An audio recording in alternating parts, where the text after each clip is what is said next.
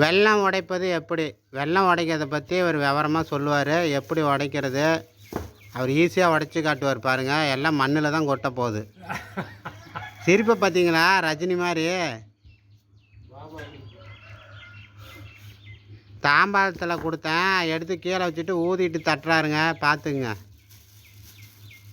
இன்னொரு இது என்ன வேணும்? ஐயே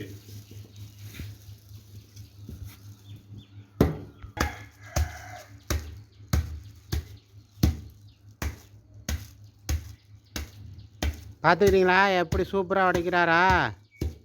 பாருங்க, எல்லாம் வெள்ளமெல்லாம் மண்ணில் கொட்டணுன்னு அள்ளுவார் பாருங்க.